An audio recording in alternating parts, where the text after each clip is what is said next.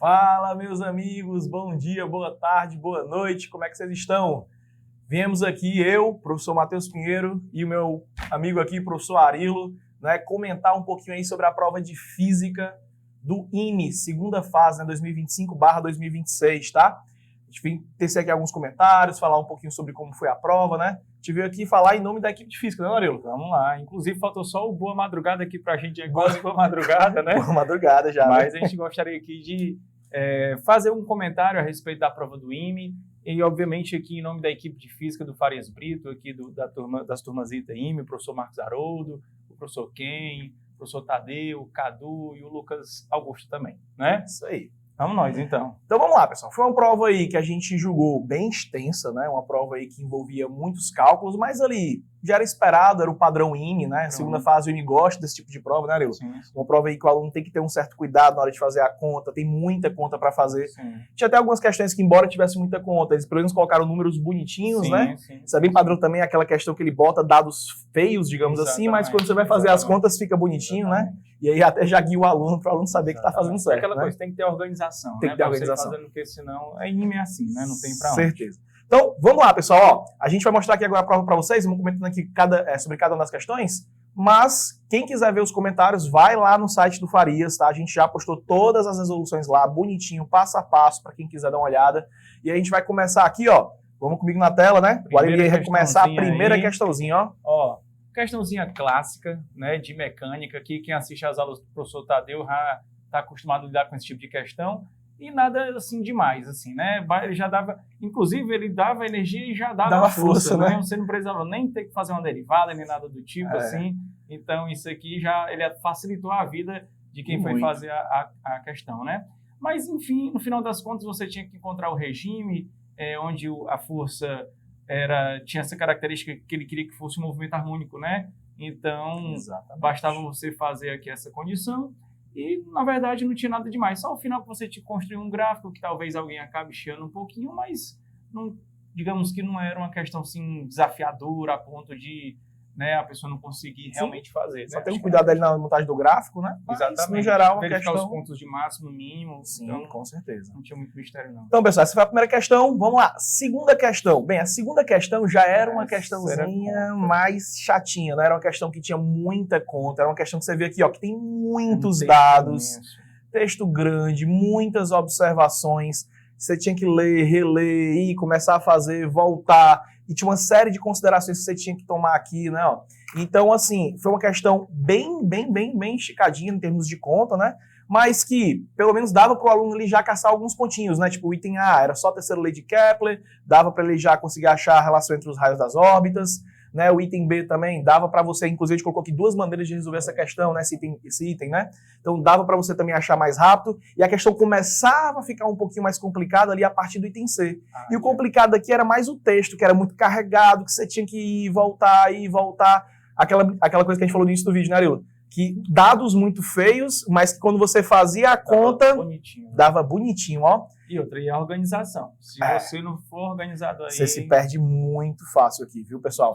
Então, assim, a partir do item D, ele começava a cobrar um pouquinho ali da trajetória elíptica também, você sabia a energia de uma trajetória elíptica, a velocidade na trajetória elíptica, né?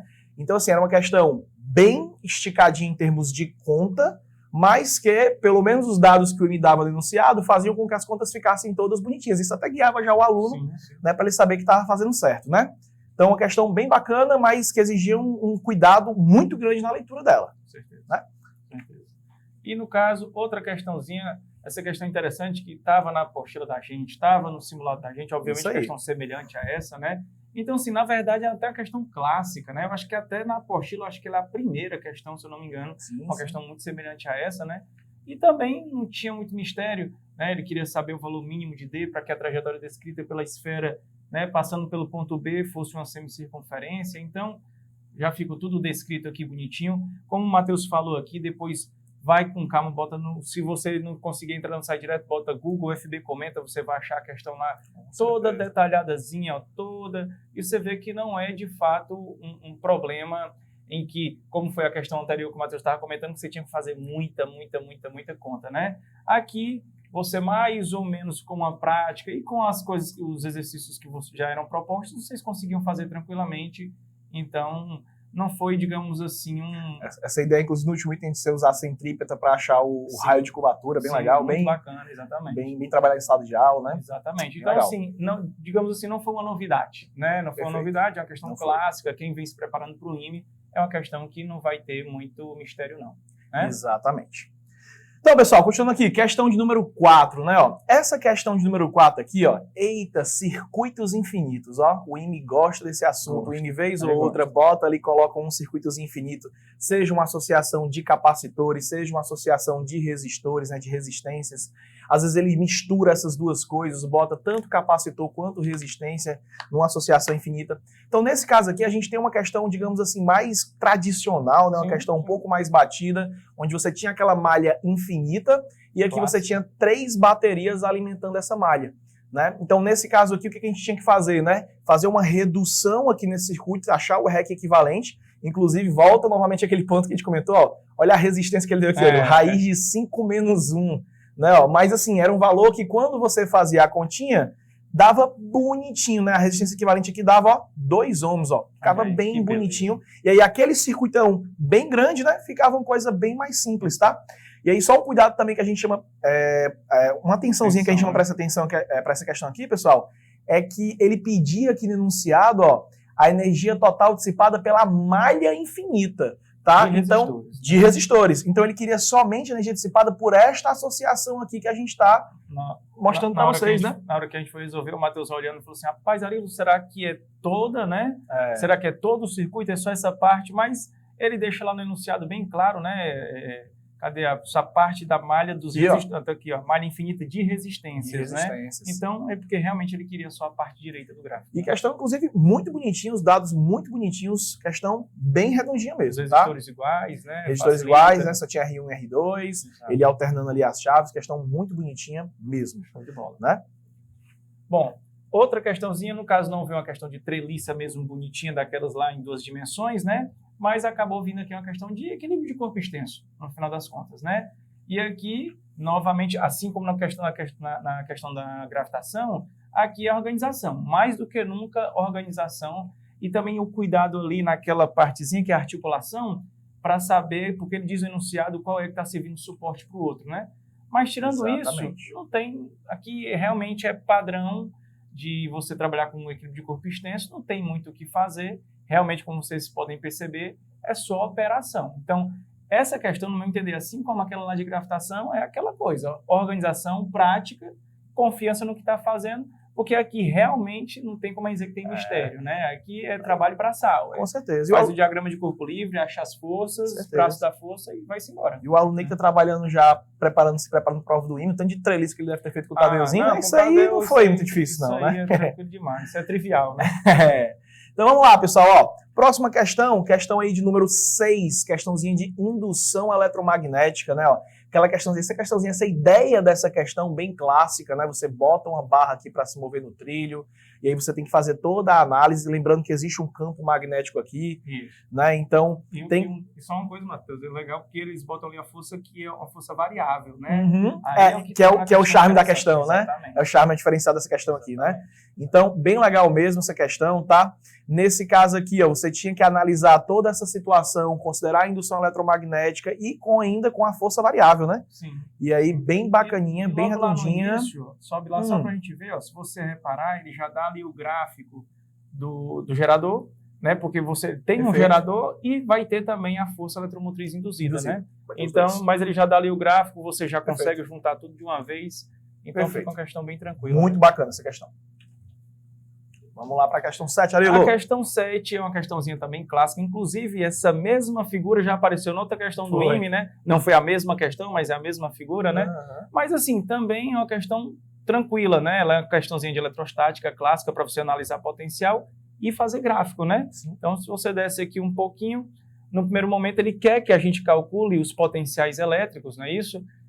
No caso, o potencial elétrico nessa primeira figura aqui, ó, nessa primeira figura aqui de cima, né, que ele quer que a gente calcule, eu acho que é justamente sobre a superfície, se eu não me engano, e aí você encontra, no R igual a A, né, então você encontra rapidamente, sem nenhum mistério, O maior trabalho seria no item B, que seria para você calcular em algumas regiões, né? Mas tomando cuidado ali com o sinal e tal, também não vai ser muito complexo. Talvez o mais desafiador no primeiro momento seria você fazer o gráfico. O gráfico, né, realmente às vezes é um pouquinho chatinho, mas tomando cuidado ali de que explodiria na origem, daí é tranquilo. O item C é uma questãozinha de você trabalhar com tamanhos diferentes para você usar a conservação da carga, também não vai ter muito mistério. Questãozinha de boa, acho que era boa para você fazer um cortezinho aí também. Bem legal. Questão com certeza também muito bem trabalhada aqui em sala de aula, né? Isso aí sem sombra de dúvidas, né? Vamos lá, pessoal. Ó, questão de número 8, questão clássica do INE. Não tem para onde correr, né? Todo ano tem uma questãozinha de termologia, né? Termodinâmica, envolvendo ali máquinas térmicas ou refrigeradores, ou os dois, né? E aí, esse ano não foi diferente. Né? E, novamente, a gente tem uma máquina aqui para a gente trabalhar, no caso aqui é um refrigerador, aquela questão, de novo, bem extensa, com muitos dados que você tem que sair fazendo a conta com calma, né? Que ele dava ali o refrigerador, você tinha que achar o coeficiente de performance do refrigerador, né? O coeficiente de performance de Carnot desse refrigerador, depois achar o real em termos do de Carnot, que ele dava as relações, né? Então aquela questãozinha já esperada, né, quando se trata de segunda fase do INE, né? E uma questãozinha também batida assim, no caso do professor Marcos Haroldo, ele diariamente praticamente fala sobre isso nas aulas, ele bate sempre nisso, então acho que a galera que participou das aulas, prestou atenção, também conseguiu fazer essa questão com tranquilidade, né? E novamente, né, acaba que mais uma vez não deu certo, né? A proposta aqui, nunca dá certo essa proposta do INE, né? Mas tá tudo bem, tá tudo certo, né? Questão bem legal mesmo, tá? Questãozinha de número 9. Questãozinha aí, clássica essa também. Essa é clássica. A gente está até brincando, rapaz, acho que todos os professores acertaram previamente que ia cair assim, porque todo mundo faz essa questão, não tem realmente muito mistério. Eu até conversei com o professor Ken, falando que no início do aulão dele, ele fez uma questão que até era parecida, só que no caso a questão que ele fez era bem mais complexa, então a galera conseguia sair de boas. Basicamente, você calculava a intensidade, então não tinha muito mistério. E depois era só você pegar o primeiro máximo e o primeiro mínimo. Então era só uma substituição direta. De fato, essa aqui foi uma questão que eu também vejo como você aproveitando ela para fazer logo, para ganhar uma pontuação boa, né? Eu acho que ela não olhou a prova, viu essa figura, ele já fica até tranquilo. Não, isso aqui eu já trabalhei muito. Viu que não tinha uma gotinha ali, não tinha nada complicado. Assim. E aqui foi trabalhado fenda dupla, fenda tripla, bota uma película na frente, um vidro na frente, uma gotinha na frente. Então, assim, isso aí... Aquele foi um respiro. Foi um respiro. Isso aqui foi um respiro, né? E agora vem a boa. E a 10ª. Essa 10ª aqui, ela é uma questão muito linda. A gente julga aqui, acho que a questão mais lindinha da prova, mais legal de se fazer aqui, né? Inclusive, a gente teve um carinho especial, né? Toda a equipe de física aqui do FB. A gente ficou até mais tarde aqui junto, fazendo a figura, para ficar uma coisa bem didática, para vocês conseguirem ver bem aqui todas as situações que essa questão propõe, né? Por isso, eu vou até um momento assim, puxando sardinha pro nosso lado. Rapaz, depois deem uma olhadinha com calma. Essa aqui merece, pessoal. Essa aí, a gente sentou toda a equipe junto, justamente para poder ver todos os detalhes, quando dava certo, quando dava figura. Então, ela teve um carinho bacana. Questãozinha de ótica, envolvendo ali reflexão. Na verdade, a gente até brincou aqui que era uma questão mais de matemática do que de física, né? Porque tirando o fato de ser reflexão, o resto era matemática pura aqui, né? Ó. Mas é uma questão muito bonitinha, pessoal, ó. Onde, qual era a ideia? Ele queria jogar um laserzinho aqui, um feixe de luz, e queria que esse feixe de luz começasse a refletir nas duas interfaces, né? Na interface externa dessa esfera, desse cilindro, né? De raio Rzinho, e na parte interna, né? Desse cilindro aqui de raio Rzão, né? E aí ficava nesse zigue-zague aí, e aí ele queria que fechasse essa figura, tá? Então, no item A, ele queria a expressão para o tangente de θ, sabendo que eram N reflexões na parte externa do disco, né, do cilindro interno, e mais N reflexões aqui fora, né? Então, você achava isso aqui usando uma lei dos senos, né? Bem legal mesmo a construção dessa figura. Agora, o charme da questão é o item B. Né? Lá no item B, ele vai perguntar os valores possíveis de N. Bem, se você simplesmente olhar do ponto de vista algébrico, você consegue fazer isso, né? Você pega a expressão do item A, né, impõe que esse denominador tem que ser maior do que 0 e você consegue achar que esse N tem que ser maior do que 6. Esse N nem pode ser 6. Exato. Né? Agora, poxa, como é que fica essa visualização? E aí que foi que nossa equipe teve todo o carinho de mostrar, de trazer isso para vocês. A questão é por que não 6? Por que não 6? Visualizar, pessoal. Às vezes a conta, tudo bem, você ali pela conta você enxerga isso, mas se você conseguir visualizar isso é muito bacana, né? E a gente teve esse cuidado aqui, ó, de mostrar para você a figurinha do N igual a 6, né, de trazer isso aqui. Repara que no N igual a 6, ó, você vai ter a reflexão aqui acontecendo e em nenhum momento o nosso raio ele vai refletir nesse cilindro interno aqui, ó. Ou seja, o cilindro interno ele nem é necessário nesse caso. É por isso que a gente não pode pegar o N igual a 6, né? Não precisava nem ser um espelho. Não precisava nem ter esse cilindro interno, na verdade. Essa figura já iria acontecer. Mas o cilindro interno ele começa a ser necessário a partir do N igual a 7. Né? Que a gente também colocou a figurinha aqui, ó, bonitinha para vocês verem, né? Ó, bem bonitinho. Então, pessoal, vale a pena dar uma olhada aqui no comentário do Farias. A gente faz com muito carinho, a gente deixa tudo muito bonitinho e organizado para vocês, tá bom? E acho que é isso aí, né, Arilo?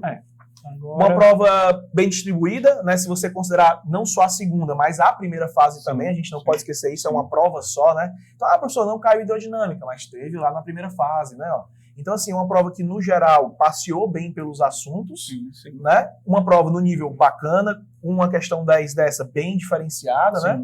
E a gente julga uma prova super boa, né? Exatamente. Extensa, mas era de esperar, né? Exatamente. É isso aí, né, Arilo? Só mesmo realmente agradecer a banca aí pelo trabalho, com certeza. A equipe de Física aqui do Farias Brito e desejar agora um ótimo resultado para todos os nossos alunos e nossas alunas do Farias Brito, com né? certeza. Que, se Deus quiser, vão alcançar um resultado muito bom, né? Então é isso aí, né?